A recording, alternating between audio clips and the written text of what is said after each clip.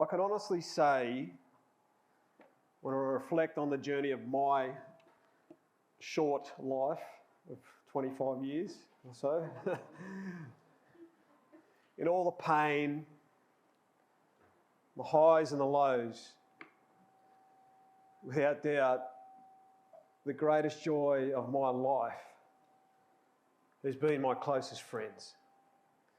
I'm so blessed, probably like you guys, to have so many friends, but there are the closest, tightest friends that have been with me for every step of my life, a lot of the steps of my life, and all the pain and all the suffering, whether it be in the surf, on a campsite, in a collegial hall, in the backyard. And I will always love and value them. They mean the most to me. And without them regulating me and helping me, I wouldn't be here today, most likely. That's the power of a friend. And tonight we're going to look at one of the most special, beautiful people of the Bible in Jonathan.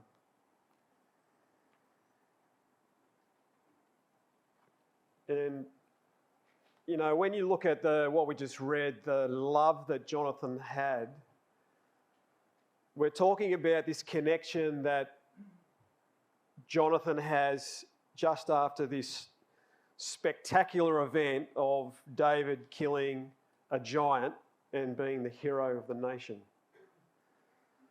But when you really think about it, everybody loved David. You know, who wouldn't love a hero that saved the whole nation? Not only that, we're told in chapter 16 of 1 Samuel, I think it's around verse 18, that he was also had these other qualities that people just loved, like he was this skillful fighter. He took on lions and bears, like that's terrifying stuff. And he was able to overcome them. He obviously overcame Goliath. He was a great musician. He could play so well. He was good looking. He was articulate. He could speak really well. That's what you read. That's the way he's described. And it says in this chapter, Michal, who we talked about last time, we know how she ended up. She loved David.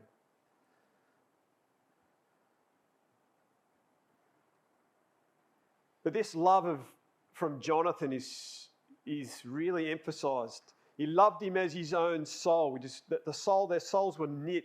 This is after this, as we've just read, after the story of Goliath. In chapter 19 and verse 1, it says Jonathan delighted in David when Saul was first telling Jonathan to kill him. Jonathan, he delights in David. In chapter 20, talks about how he loved him his own soul, and they kissed and they wept as David began his journey as a fugitive for 12 years, only to be seen once again. And on that really sad day when he got the news that his best friend that he'd only seen that one time in that whole period was tragically killed in battle, honouring his father, he said, he sang a song which said, his love to me was wonderful, surpassing the love of women. It's how strong that bond was. And it's bizarre because when you do the sort of try and figure out the time periods and through charts and that, which I've done, that you realise that Jonathan must have been significantly older than David. And I've estimated that if David was 18, say, at the time of Goliath as a youth, Jonathan then had to be at least 14 years older. So he was around, 32. If you want to know how I arrive at that, send me an email and I'll send you a chart. It's sort of scribble stuff, but, you'll get the point. But he was at least 14 years older, a lot older. So there's this strong, deep love despite this age gap. And so that's a little bit unusual. So you got to ask the question, why was he so connected? Why did they resonate with each other so much?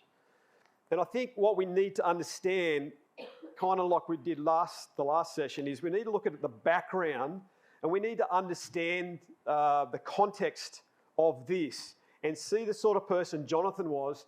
And then I think it gives us an insight into why he connected with David so strongly.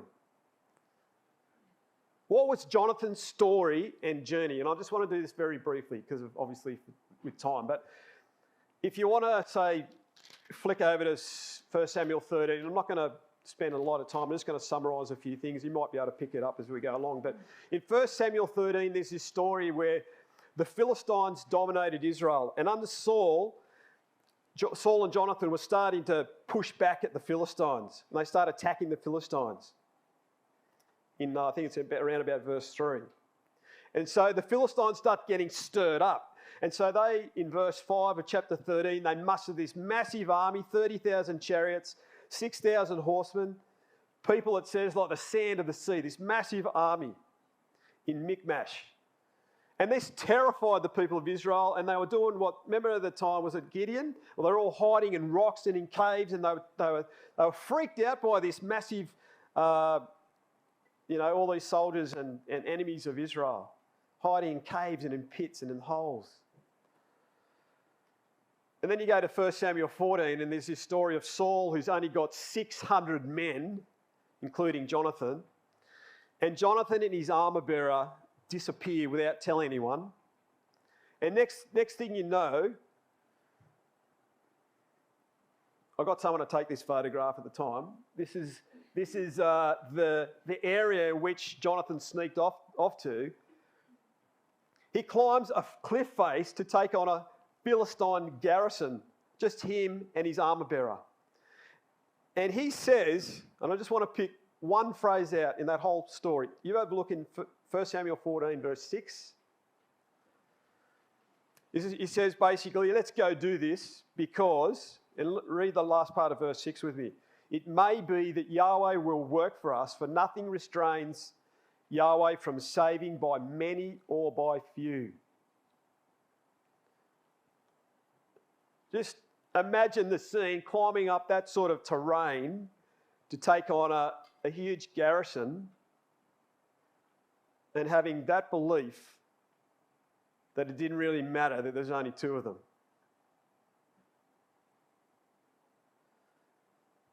That mindset doesn't just happen overnight. And when you think about Israel's history, I think we get an idea of what Jonathan might have been thinking about at that point.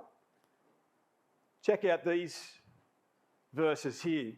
In Joshua's last speech, he says to Israel, hold fast, one man will chase 1,000 because you know what? It doesn't really matter because God fights for you. And then obviously, as I mentioned before, there's this story of Gideon where, 300 men took on these Midianites who it describes, they were like the sand of the sea in number. And as I said, at that time, Israel were hiding in all the rocks and caves and whatever as well. And they defeated them. So I think Jonathan would have had that kind of, those stories in his head. But what I love is the armour bearer's reply to what Jonathan said in verse 7. He says, so his armour bearer said to him, do all that is in your heart. Go then. Here I am with you, according to your heart. How magnificent are those words? I'm right behind you. I'm with you. And then the story continues, and there's this, God does come to the party and creates this earthquake. Saul looks across and sees all this event of this earthquake and Jono and this chaos happening. He engages in the fight. There's this confusion like at the time of Gideon, and the Philistines start killing each other. And that inspires all of Israel to come out of hiding and engage these Philistines. And then Saul, in this whole battle scenario and progression of events, he sends out this rash command that says, we're just going to keep going at these guys and no one's allowed to eat. Like, hello? Not until this total victory. And so the people were his men were getting faint, and Jonathan didn't hear that command of the king, and he goes, oh, look, there's this bit of honey here. I better have a bit of this because I'm feeling a bit faint. It says that he ate the honey, his countenance brightened, he picked up, it was like a Red Bull energy drink, and off he went again and started hacking into the Philistines. And the bizarre part of that is at the end of that whole victory, Saul wants to put Jonathan to death for disobeying his command. And if you read in verse 45, the people go, that is just crazy stuff. We're not having any of that. And they say in verse 45 of 1 Samuel 14, shall Jonathan die who has accomplished this great deliverance in Israel? Certainly not. As Yahweh lives, not one of his hair of his head shall fall to the ground, for he has worked with God this day.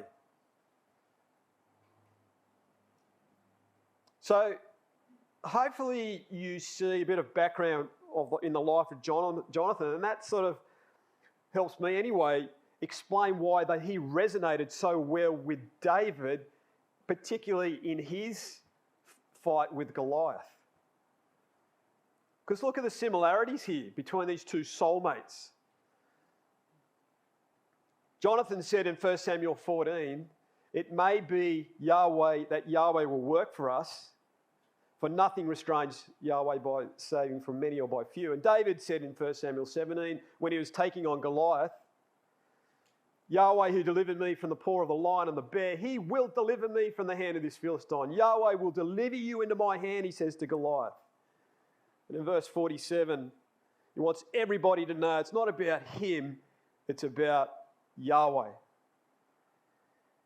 And we're talking about a terrifying enemy. I don't know too many people have been confronted by, a giant wanting to rip your head off and facing death in the eyes.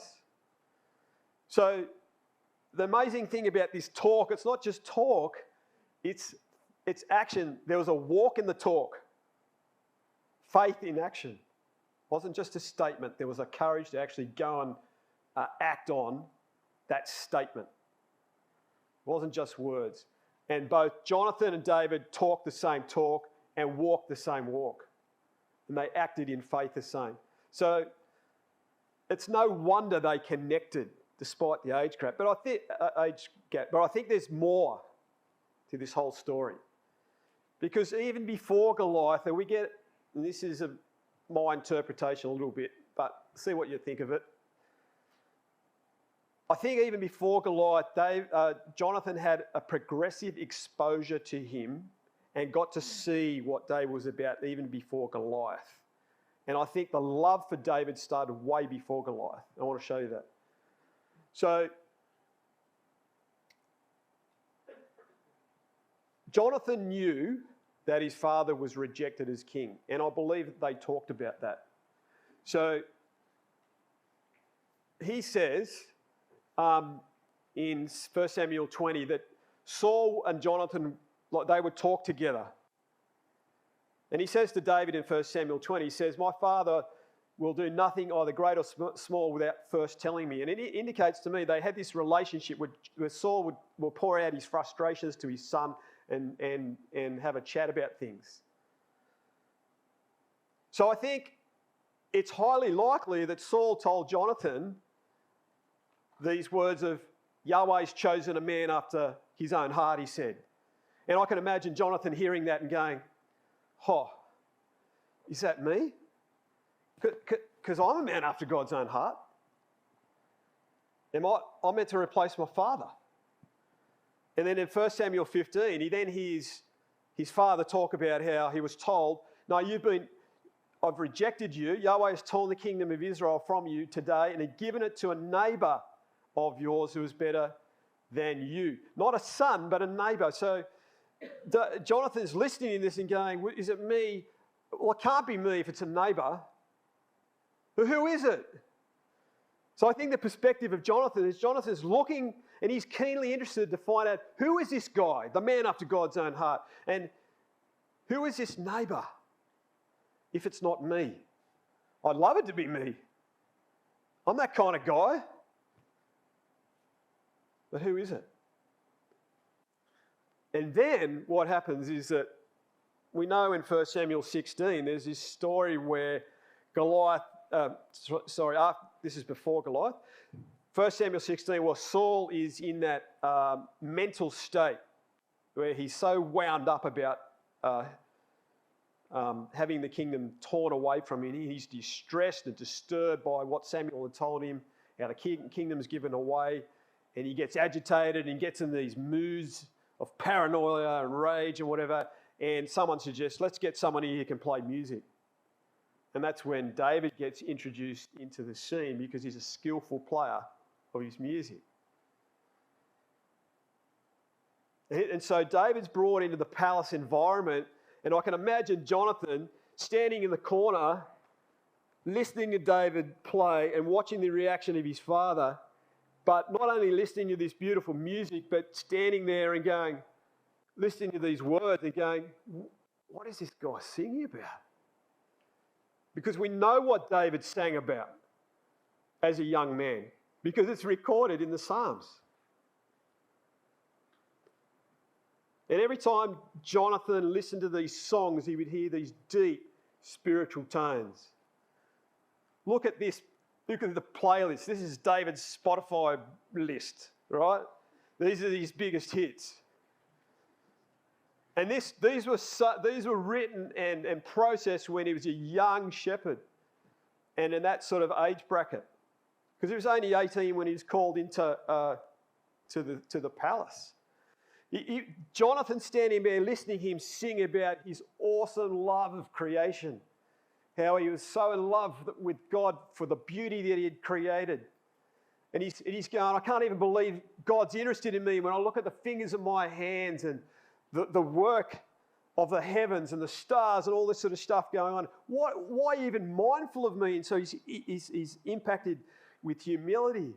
And Jonathan's watching this and listening to this.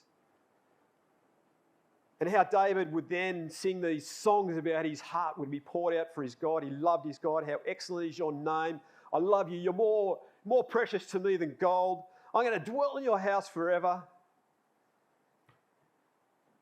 And he heard him talk about the days when he faced death in the face, in the eye, and he wrote things like, I will walk through the valley of the shadow of death and I will fear no evil, for you are with me.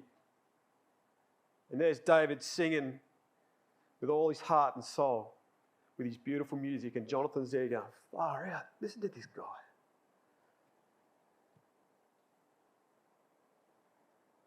And in the down times of his life, he would sing about and refer to Psalm 23, the Lord is my shepherd. You restore my soul. Your rod and your staff, they comfort me.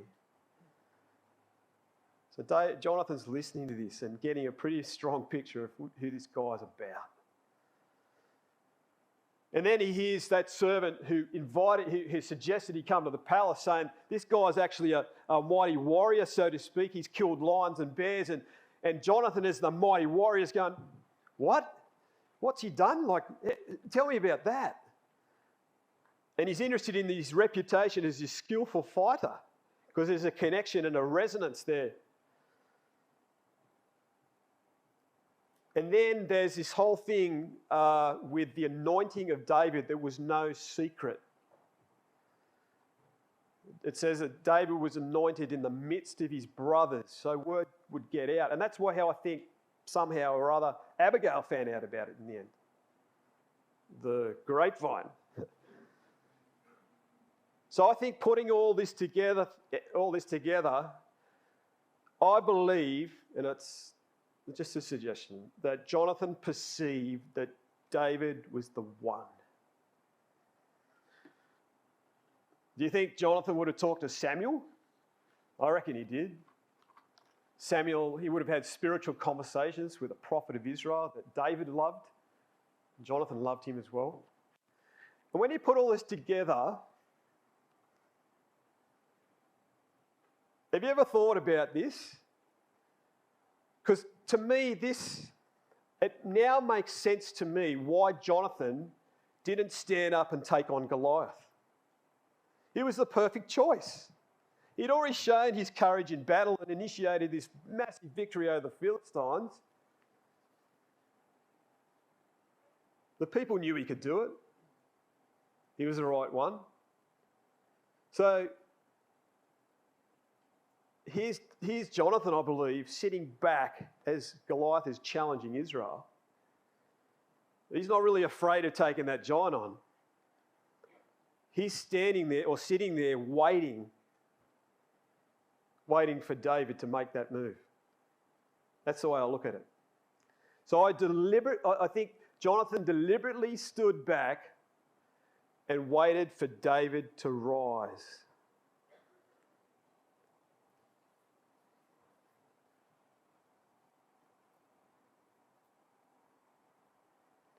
That's a pretty amazing thing, to accept that you were the next king of Israel. You were perfect for the role, and yet you're willing for someone else to take your place and rise. That is one of the most magnificent things in life to see, I think.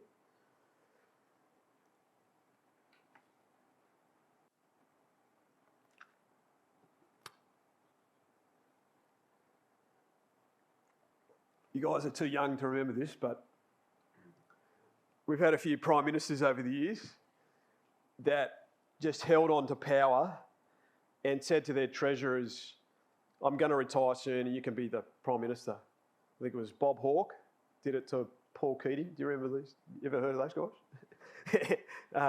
John Howard did it to, was it Peter Costello? And they never relinquished their... And the treasurer was spewing.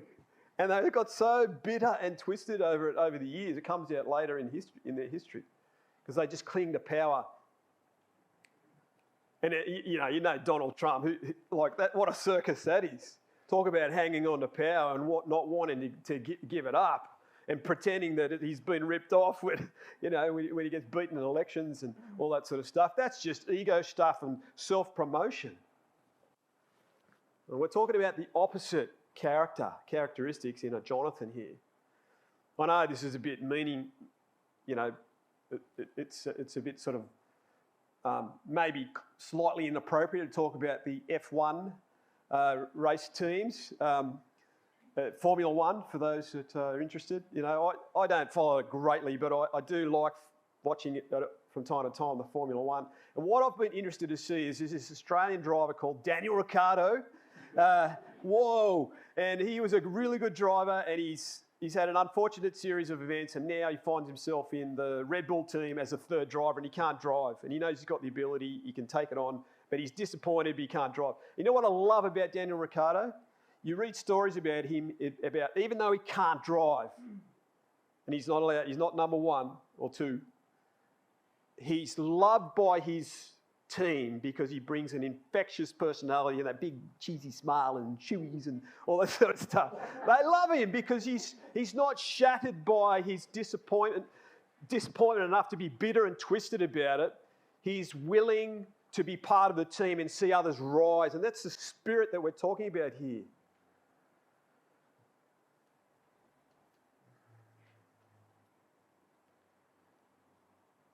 My sister died of cancer 5 years ago now, age 49.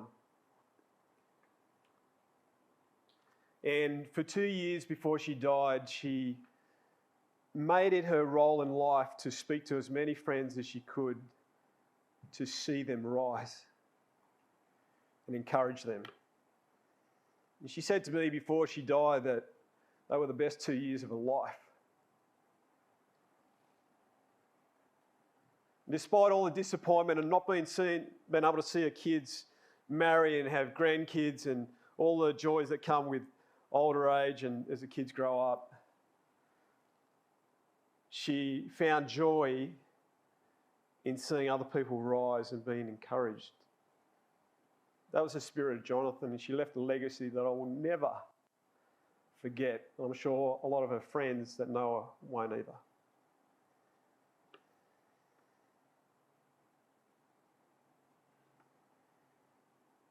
So you read of this situation where Saul is so angry with Jonathan that he throws a spear at his own son. Remember that story from Sunday school? And he says, as long as the son of Jesse lives on this earth, you shall not be established all your kingdom. And I can remember, I could imagine Jonathan just ducking that and saying, well, it actually says that he got really angry and upset. But I can imagine him thinking, I'm okay with that, Dad. And it says in that story that Jonathan was so upset about his father's treatment of David that he ate no food and he grieved for him, it says. And you have this, we talked at last session about Michal, Saul's daughter.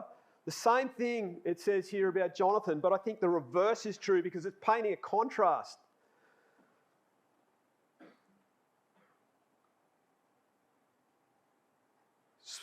It says in 1 Samuel 19 that Saul spoke to Jonathan, his son, and to all his servants that they should kill David. But what do you see Jonathan's reaction? Jonathan says, Jonathan, Saul's son, delighted greatly in David. In 1 Samuel 23, and this is the context where Saul sought him every day, was hunting him like a flea and a partridge in the mountains, sought him every day. Jonathan, Saul's son, went and strengthened his hand in God. It's like the opposite. And it seems to me to be that emphasis.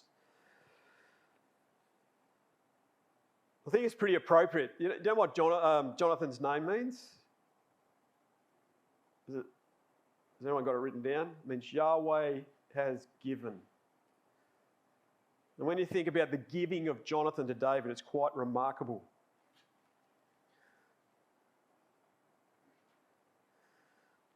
I want you to think about this, the two interactions of David, the beginning and the end.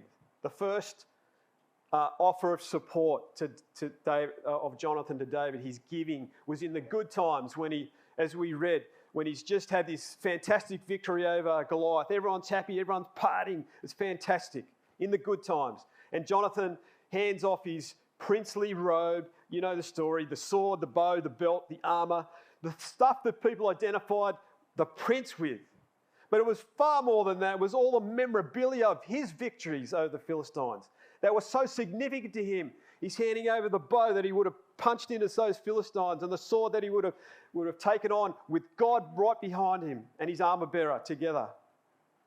And here he is handing it over, saying, mate, it's my legacy to you. You are the successor, the prince. You are the new hero. You're the one who God has chosen to guide that nation. You understand the depth of this giving?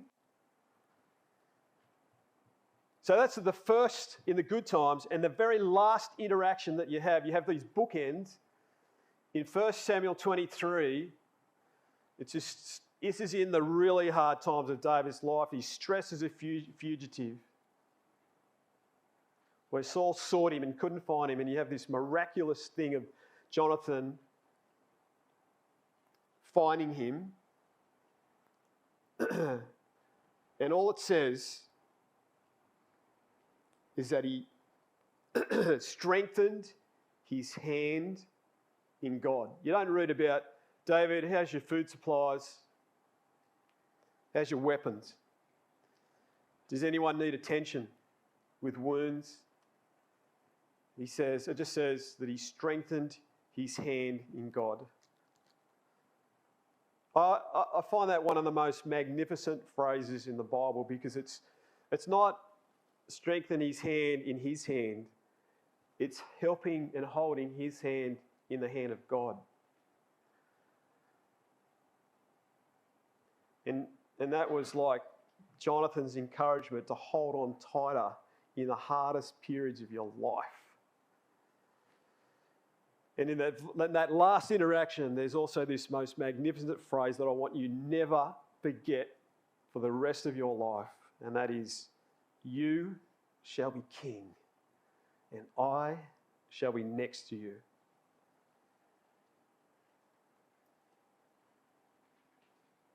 So here's the two bookends of the interaction with Jonathan. Both of them are full of self-sacrificing for this beautiful friend. But those bookends also involve covenants, which is a huge... We don't have time to spend a lot of time on that, but the very first interaction after Goliath, they make a covenant. Jonathan and David made this covenant in the good times. We're not really told about the details, but it would have been about general friendship, but you, me, and God. And then so that's the first interaction, the first covenant, and the last covenant, where he said, you shall be king and I shall be next to you. So the two of them made a covenant before Yahweh. And then here's the bookends, the first interaction and the last interaction between the two men, the two friends. And there's plenty of other covenants you read of in between. And one of those ones is a phrase that I like where it says, don't worry, David, you shall not die. I want you to remember that.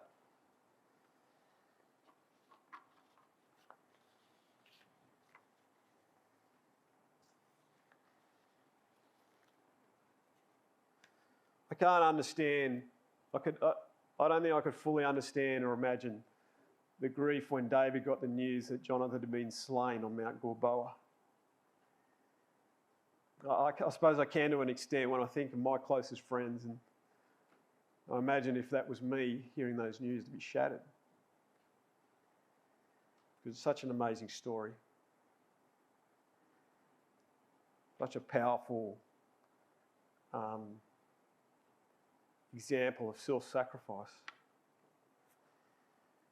And I want you and I to take note of the lessons from this amazing character in the Bible. Some pretty powerful lessons here.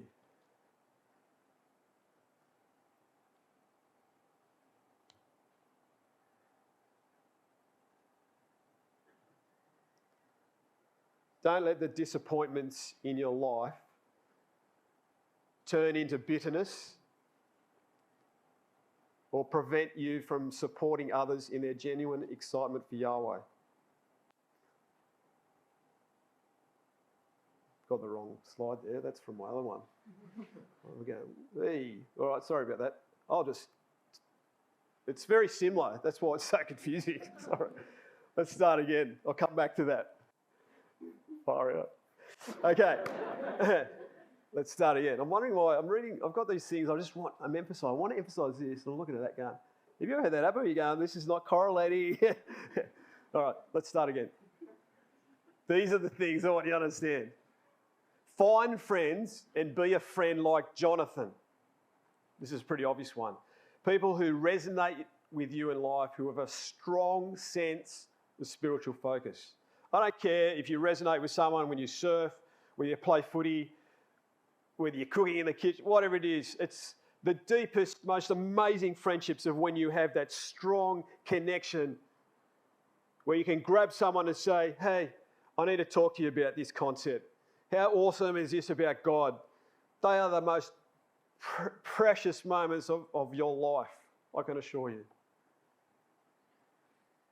Where you honour God in your conversations around all those other things you connect with. Because they mean nothing in the end, and this means everything.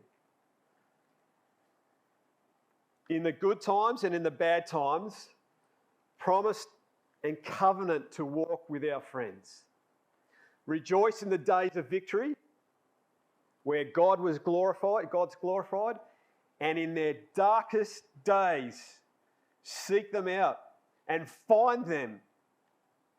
Strengthen their hand in God.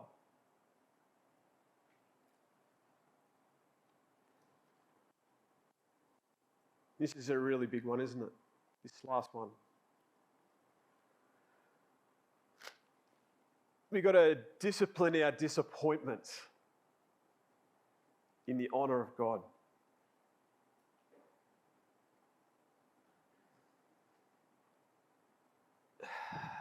Sometimes you wish you were that guy or that girl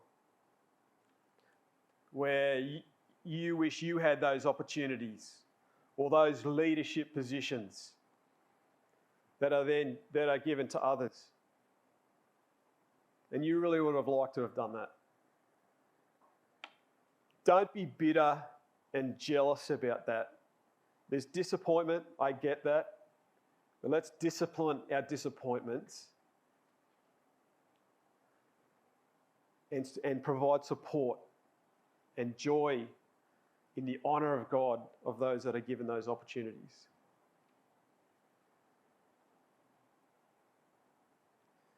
You know, it's a hard society in which we live because godly values are now so far removed from what we're seeing around us. And it's hard when you read the divine ideal like a man is the head of the house. And that's the divine structure that he wants. And when you come into the ecclesia, well, that's why the leadership in a general congregation is about the men. There's a divine ideal, and that's hard to take sometimes when you have very gifted, fantastic women that are very capable of doing exactly what the men can do or better. But maybe one of the lessons from this story is that we need to discipline our disappointments, not become bitter about that, and be supportive of those that have those roles. And make this place a fantastic place that glorifies God. Have that Jonathan mindset of, you shall be king and I shall be next to you. It's pretty hard sometimes, so we've got to think about, well, how do I gain motivation for that? Now, I don't know where you go for your meeting on a Sunday, but every time we go and remember the Lord Jesus Christ, he's the greater Jonathan. And these stories are meant to help us see Jesus and peel back. We peel back all the layers of the Bible, and this is what's so beautiful about the Scriptures. I was talking to someone about it before. I think it was Matthew. The layers of the Scripture, which to me, just without a doubt, just in themselves show how divinely inspired the Word is. Without archaeology, without prophecy, even though that's all fantastic, without all the insights the Bible provides before they were discovered and all that stuff, the layers, the connections, the echoes, it is the most amazing book. And this story of Jonathan resonates and echoes right through to the life of the Lord Jesus Christ. The one Yahweh gave for us, for you and I to rise. Let me show you some echoes as we finish. I hope that's big enough for you to see, but here's a few. You can probably think of more. I've only picked a few out here, and if you've got any other fantastic ones, let me know. Acts 3, it talks about Peter's speech to the Jews. He calls Jesus the Prince of Life. John 15, he says, this is my commandment, that you love one another. And this is the context of love. As I have loved you. No one has greater love than this, than to lay down one's life for one's friends. I have called you friends because I've made known to you everything that I heard from my Father. Where have you heard that before? Saul told Jonathan nearly everything. There's these echoes. The obvious one, in Philippians 2, let this mind be in you, which was in Christ Jesus. Although being in the form of God, made himself of no reputation. Taking the form of a bondservant, he humbled himself to the death of a cross. Why? To see you, me, rise. Revelation 3. You get through this, you get to sit with me on my throne. What a cool picture that is. You shall be king, and I shall be next to you.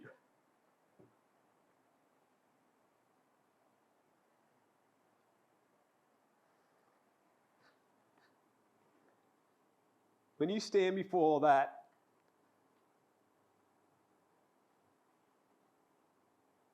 and you see the Prince of Life.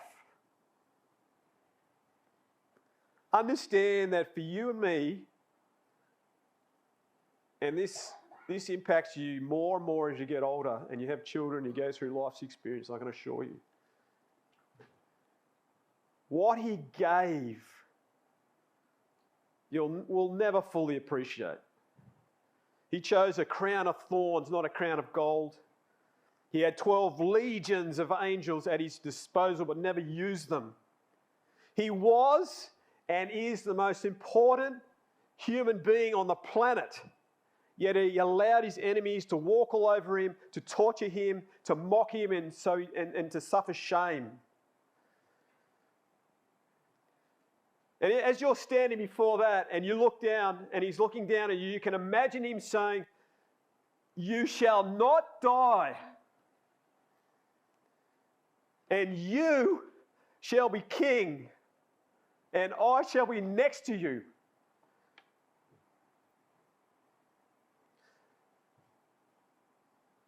They say the longest journey, you know what the longest journey is? Have you heard this phrase? The longest journey is the one from the head to the heart. My appeal to you tonight for the rest of your life is let the greater Jonathan penetrate your heart.